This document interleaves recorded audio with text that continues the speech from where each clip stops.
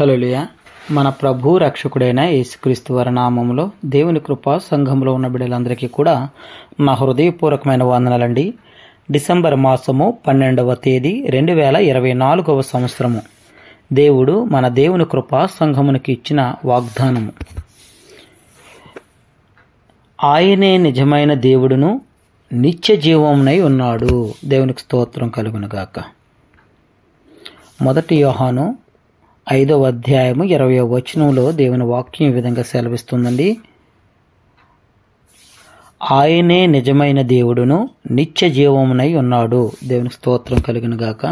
ఇక్కడ మనం చూసుకున్నట్లయితే 1 యోహాను పత్రిక 5వ అధ్యాయము 19 నుంచి 21వ వచనంలో ఉన్న కొన్ని సత్యాలు మీకు చెప్పాలని ఇష్టపడుతున్నాను. చూద్దామండి. 19వ వచనం నుంచి నేను చదువుతాను, శ్రద్ధగా ఆలకించండి. మనము సత్యవంతుడైన వానిని ఎరుగవలనని దేవుని కుమారుడు వచ్చి మనకు వివేకమును అనుగ్రహించుడున్నాడని ఎరుగుదుము. 20వ వచనము, మనము దేవుని కుమారుడైన యేసుక్రీస్తునందున్న వారమై సత్యవంతుని యందున్నాము. ఆయనే నిజమైన దేవుడును నిత్య జీవమునై ఉన్నాడు. 21వ వచనం, చిన్నపిల్లలారా విగ్రహముల జోలికి పోకుండా జాగ్రత్తగా ఉండుడి. దేవునికి స్తోత్రం కలుగునుగాక. ఇక్కడ మనం చూసుకున్నట్లయితే 20వ వచనము ఒక అమూల్యమైన మాట ఉందండి. 21వ వచనంలో విగ్రహముల గురించి మాట్లాడుచున్నాడు. చూద్దామండి. 20వ వచనం ద్వారా ఆయన మాట్లాడుతున్న మాట ఏంటంటే, మనము దేవుని కుమారుడైన యేసుక్రీస్తు నందున్న వారమై సత్యవంతుని యందున్నాము. అవునండి, మన ప్రభు అయిన యేసుక్రీస్తు వారు సత్యవంతుడు, ఆయన యథార్థవంతుడు, నీతివంతుడు, ఆయన సత్యమునే మనకి బోధించేవాడై ఉన్నాడు. కాబట్టి ఆయన ద్వారానే ఇక్కడ లేఖనాలు సెలవిస్తున్నాయి, ఆయనే నిజమైన దేవుడు. అవునండి, ఆయనే నిజమైన దేవుడు. ఇంకా వేరే దేవుడిని మనం నమ్మకూడదని కూడా పరిశుద్ధ గ్రంథం సెలవిస్తుంది. ఆయనే నిజమైన దేవుడును నిత్య జీవమునై ఉన్నాడు. అవునండి, భూమి మీద బ్రతుకుతున్న మనందరికీ కూడా ఒక కోరిక, ఒక నిరీక్షణ. మనమందరము కూడా ప్రభు రాకడ వచ్చినప్పుడు ఆయనతో పాటు ఎత్తబడే గుంపులో ఉండాలి. ఆయన దగ్గర నిత్య రాజ్యంలోకి మన అందరం కూడా వెళ్ళాలని చెప్పి ఆలోచన కలిగి ఉంటారు చాలామంది బిడ్డలు కూడా. కానీ లేఖనాలు సెలవిస్తున్నాయండి, నిత్య జీవమునై ఉన్నాను నేను అంటున్నాడు ఆయన. అవునండి, నిత్య జీవమునై ఉన్న దేవుడు మనతో మాట్లాడుతున్న మాట ఏంటంటే 21వ వచనం చూద్దామండి. చిన్న పిల్లలారా విగ్రహముల జోలికి పోకుండా జాగ్రత్తగా ఉండుడి. అవునండి, మనమందరం కూడా ఆయన పిల్లలము కదండి, ఆయన కుమారుడు కుమార్తెలమై ఉన్నాం. కాబట్టి మనతో చెబుతున్న మాట ఏంటంటే, చిన్నపిల్లలారా విగ్రహముల జోలికి పోకుండా జాగ్రత్తగా ఉండండి. అవునండి, ఏంటిండి ఆ విగ్రహాలు? దేవుడు లేఖనాల ద్వారా ఆయన చెప్తున్న మాట ఏంటంటే, ఇది నా వాగ్దానం ద్వారా ఆయన చెప్తున్న మాట ఏంటంటే, ఆయనే నిజమైన దేవుడును. అవునండి, ఆయన నిజమైన దేవుడు నిత్య జీవమునై ఉన్నాడు. ఆయన మాట్లాడుతున్న మాట ఏంటంటే నిర్గమకాండం విగ్రహాల గురించి చాలా స్పష్టంగా మాట్లాడి ఉన్నాడండి. మనందరికీ తెలిసినటువంటి వాక్యమే ఇది. మరొకసారి మీకు జ్ఞాపకం చేస్తున్నాను. నిర్గమకాండము 20వ అధ్యాయము 3వ వచనం ద్వారా ఆయన మాట్లాడుతున్న మాట ఏంటంటే, నేను తప్ప వేరొక దేవుడు నీకు ఉండకూడదు. అవునండి, మనకి మన ప్రభు అయిన యేసుక్రీస్తు వారు తప్ప మరొక దేవుడు మనకు ఉండకూడదు. అలాగే 20వ అధ్యాయము 4వ వచనం చూద్దామండి. నిర్గమకాండం, పైన ఆకాశం అందే గాని క్రింద భూమి అందే గాని భూమి క్రింద నీళ్ల అందే గాని ఇండు దేని రూపమునైనను విగ్రహమునైనను నువ్వు చేసుకొనకూడదు, వాటికి సాగిలపడకూడదని వాటిని పూజింపకూడదు. అవునండి, చాలా స్పష్టంగా పరిశుద్ధ లేఖనం సెలవిస్తుందండి.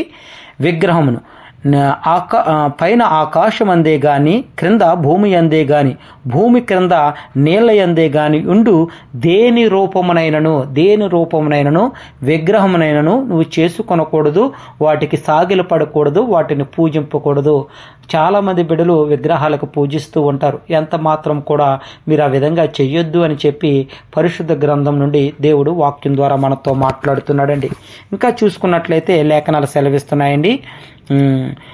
20వ అధ్యాయం నిర్గమకాండం 20వ అధ్యాయం 5వ వచనంలో ఏమంటున్నాడంటే, ఏలయనగా నీ దేవుడైన యెహోవానగు నేను రోషము కలిగిన దేవుడును, నన్ను ద్వేషించి వారి విషయంలో 3-4 తరముల వరకు తండ్రుల దోషమును కుమారుల మీదకి రప్పించెదను. దేవుని స్తోత్రం కలుగును గాక. అంటే తల్లిదండ్రులుగా మనం ఏమైతే తప్పులు చేస్తున్నామో ఆ దోషములన్నిటిని కూడా మన బిడ్డల మీదకి రప్పిస్తానని చెప్పి లేఖనాల ద్వారా ఆయన మాట్లాడుతున్నాడండి. అటువంటి ఏ ఇబ్బంది, ఇరుకు, సమస్య మన మీదకి రాకుండా ఉండాలి అన్నట్లయితే ఆయన ఏ విధంగా చెప్తున్నాడో ఆ విధంగా మనం చేయాలండి. 5వ వచనం చూద్దామండి. నిర్గమకాండం 20వ అధ్యాయం 6వ వచనం ద్వారా ఆయన మాట్లాడుతున్న మాట ఏంటంటే, నన్ను ప్రేమించి నా ఆజ్ఞలను గైకొను వారిని 1000 తరముల వరకు కరుణించి వాడినై ఉన్నాను. ఆమేన్. చూసారండి, ఆయన్ని ప్రేమించే వారిగా ఉండమంటున్నాడు, ఆయన ఆజ్ఞల్ని గైకొనే వారిగా ఉండమంటున్నాడు. ఆయన ఆజ్ఞలు తెలుసు కదండి మనకి. ఆ ఆజ్ఞను తెలుసుకునే వారిగా ఉండాలి, ఆయన్ని ప్రేమించే వారిగా ఉండాలి. అలా ఉన్న వారి మీదకి ఎటువంటి ఆశీర్వాదం వస్తుందంటే 1000 తరముల వరకు కరుణించి వాడినై ఉన్నాడు. అవునండి, మనల్ని 1000 తరముల వరకు ఆయన కరుణిస్తానని చెప్పి వాక్యం ద్వారా ఆయన మాట్లాడుతున్నాడండి. చాలా స్పష్టంగా మనతో మాట్లాడుతున్న మాట ఏంటంటే, మీరు ఎంత మాత్రము కూడా నేను తప్ప మీకు వేరే దేవుడు ఉండకూడదు. ఏ విగ్రహమునకు కూడా మీరు సాగిలు పడకండి, మీరు పూజింపకండి.